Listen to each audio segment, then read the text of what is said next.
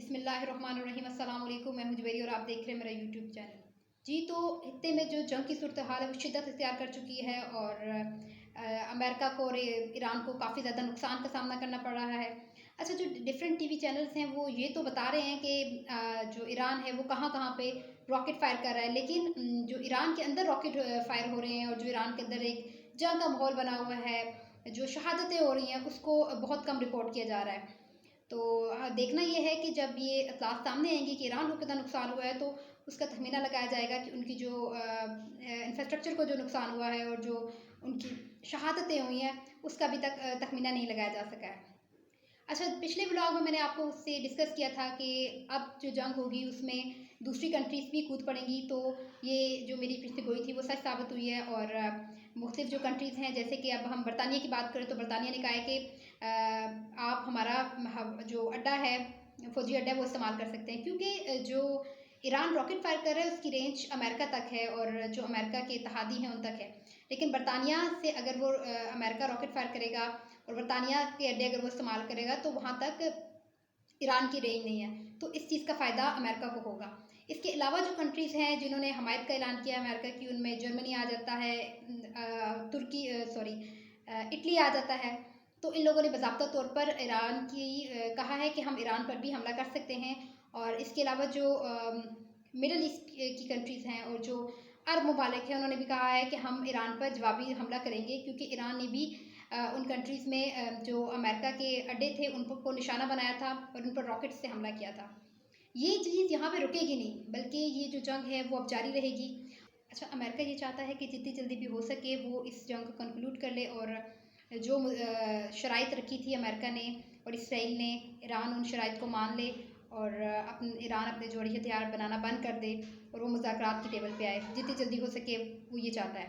लेकिन मुझे लगता है कि ईरान जो है वो इस मूड में नहीं है, वो एग्रेसिव मूड में है और उनको जो नुकसान हुआ है आयतुल्लाह का वो बदला लिए बगैर नहीं छोड़ेगा। और उन्होंने रॉकेट फायर किए हैं और ईरान के पास जदीद तरीन रॉकेट का सिस्टम मौजूद है। और जहाँ तक मुझे लगता है और जो मैंने इंटरनेशनल मीडिया को देखा है उनकी इतलात के मुताबिक ईरान के पास हार्डली 5,000 या इससे भी ज़्यादा हैं। कुछ इतलात के मुताबिक ईरान के पास 800-850 से ज़्यादा, हज़ार से ज़्यादा जो है वो जदीद तरीन रॉकेट हैं। तो ईरान जो है वो फायर कर रहा है। पहले ईरान जो है वो पुराने तर्ज के रॉकेट फायर कर रहा था, लेकिन अब जो फायर कर रहा है ईरान वो एक जदीद तर्ज के रॉकेट हैं और वो नज़र ही नहीं आते हैं। और जब धमाका होता है तो तब पता लगता है कि भाई एक रॉकेट आके गिरा है। और ईरान जो है मुझे नहीं लगता कि बहुत जल्दी जंग को ख़त्म करेगा और वो अपने जो रॉकेट फेंकने का सिलसिला है वो जारी रखेगा, वो इस जंग को जारी रखेगा, क्योंकि इसमें जो है वो ईरान को भारी तौर पर नुकसान हुआ है। अच्छा, इसके अलावा मैंने आपसे डिस्कस किया है कि जो अमेरिका के इत्तेहादी सामने आए हैं, जर्मनी हो गया, बरतानिया हो गया, और इसके जवाब में हमारा जो रशिया है, और रशिया ने कहा है कि भाई साथ देने का उन्होंने कहा है कि हम ईरान के साथ हैं। और उन्होंने एक बयान दिया और उन्होंने कहा है कि भाई ये जो अमेरिका की तरफ से दहशतगर्दी की गई है और जो जंग मुसल्लत की गई है ईरान पर, हम इसकी हमायत नहीं करते हैं और हम ईरान के साथ हैं। इसके अलावा चीन का एक अहम बयान सामने आया है। और चीन, क्योंकि इसलिए भी चीन के लिए बहुत ज़्यादा इंपॉर्टेंट है ईरान, क्योंकि चारबाग जो बंदरगाह है वो चीन के इश्तराक से बनाई गई थी और वहाँ पर जो चीन की है वो बहुत ज़्यादा इन्वेस्टमेंट हुई हुई है। तो चीन भी इस टाइम जो है वो एग्रेसिव मूड में है, क्योंकि जब ईरान के ऊपर अटैक हुए और जो अमेरिका और इसराइल ने जो चारबाग की जो बंदरगाह है उस पर भी जो है वो अटैक किया है, तो अब चीन जो है वो एग्रेसिव मूड में नज़र आता है। और उसने कहा है कि भाई हमायत की है उसने ईरान की, और उसने कहा है कि यह अमेरिका की खुली दहशतगर्दी है और इसको बंद करना चाहिए और ईरान पर जंग मुसल्लत नहीं कर सकते हैं। हर शख्स को, हर जो कौम है उसको शख्सी आज़ादी हासिल है, हर कौम के जो लोग हैं उनको। तो ये एक अहम मौके पर जो है वो बयान सामने आया। इसके अलावा उर्दन ने जो है वो रॉकेट से हमला किया है इसराइल पर, और इसराइल इस चीज़ के लिए तैयार नहीं था और 5 रॉकेट हमले किए गए इसराइल पर और अहम तरीन मकामात पर किए गए हैं। अब देखना ये है कि इसराइल को इसका कितना नुकसान होता है।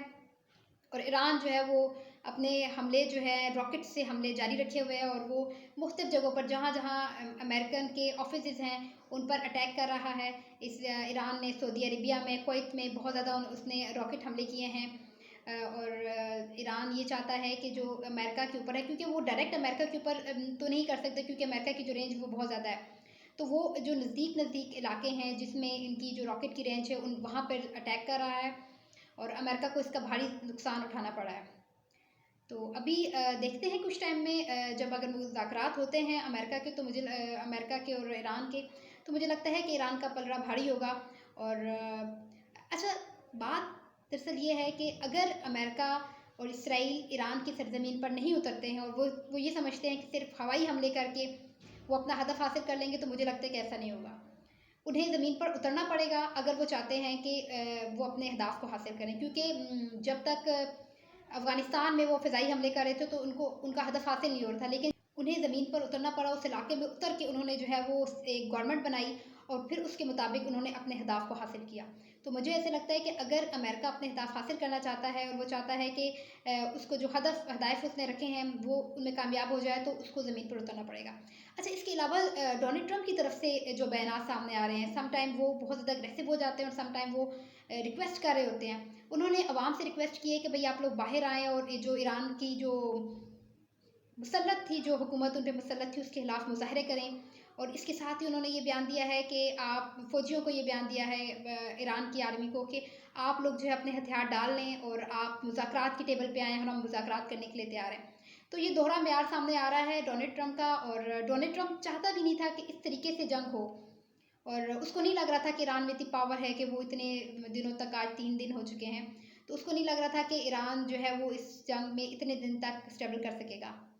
तो ये ईरान के लिए भी जो है एक अच्छी बात है कि ईरान की जो आर्मी है वो लड़ रही है, और नामालूम जो गवर्नमेंट कायम हो चुकी है वहाँ पे नामालूम तरीके से जो है वो रॉकेट फायर हो रहे हैं। डोनाल्ड ट्रंप का बयान सामने आया था कि उसने कहा था कि भाई हमें पता है कि कौन ये रॉकेट कर रहा है, क्योंकि रॉकेट से हमले कौन कर रहा है। तो अभी तक इस तरीके से सामने इस बात नहीं आई है कि कौन है जो पीछे से सारा सिस्टम को चला रहा है, कौन रॉकेट हमले कर रहा है और किस हिकमत अमली के तहत जो है वो ईरान डिफरेंट जगहों पर अटैक्स कर रहा है। तो लेकिन डोनाल्ड ट्रंप ने कहा कि भाई मुझे पता है इसका और हम इनको देख लेंगे। तो ठीक है, ईरान को चाहिए कि वो अपने जो हमले हैं वो जारी रखे, ताकि जो है अमेरिका पे दबाव डाला जा सके। अभी हमारे यहाँ 4 हुए हैं, तो अमेरिका में हार्डली कोई सुबह 7 साढ़े 7 बजे का टाइम होगा। तो जब स्टॉक एक्सचेंज खुलेंगी और कारोबार स्टार्ट होगा, तो उस टाइम पे देखेंगे कि जो ईरान और अमेरिका की जंग है उसमें कितना उतार चढ़ाव आया है। क्योंकि जो अमेरिका है उसकी जो मेन फोकस है, जो मेन कारोबार है वो स्टॉक एक्सचेंज पे है। और जैसे ही मार्केट खुलेगी तो उस टाइम पे पता चलेगा कि पेट्रोल की कीमतों में और तेल की कीमतों में कितना इजाफा रिकॉर्ड किया गया है। क्योंकि याद रखें कि जो ईरान है उसने अपनी जो समुंदर है, जो उसका समुद्री रास्ता उसको बंद कर दिया, और वहाँ से ही पेट्रोल और ये सारी चीज़ें तेल वगैरह, हुंदी तेल वगैरह पूरी दुनिया में सप्लाई होता था। तो इस चीज़ को भी देखेंगे। और अमेरिका ये चाहता था कि पीर तक जो जंग है वो ख़त्म हो जाए, ताकि पीर के दिन जब नया दिन का आगाज़ हो, नया वीक हो, तो ये जंग ख़त्म हो चुकी हो, ताकि उनके स्टॉक चेंज पर इसका असर ना पड़े। लेकिन अब देखते हैं कि क्या असर पड़ता है और अमेरिका को इस चीज़ का कितना नुकसान उठाना पड़ता है, क्योंकि जो एक रॉकेट भी है तो उसकी कीमत भी बहुत ज़्यादा है। ईरान अगर एक रॉकेट वहाँ से फेंकता है तो उसको रोकने के लिए जो सिस्टम मौजूद है उस पर जो है वो करोड़ों की लागत आती है, और एक रॉकेट भी करोड़ों की कीमत का होता है। तो अमेरिका को मुझे लगता है कि बहुत ज़्यादा इस जंग में नुकसान हुआ है। जैसे जंग ख़त्म होगी, ये अमन का माहौल शुरू होगा, तो उस टाइम पे देखेंगे, उस टाइम पे तखमीना लगाया जाएगा कि ईरान को कितना इस जंग में फ़ायदा हुआ है और अमेरिका को इस जंग में कितना नुकसान हुआ है। तो अब तक के लिए इतना ही। हमारे साथ रहिएगा। अल्लाह हाफ़िज़।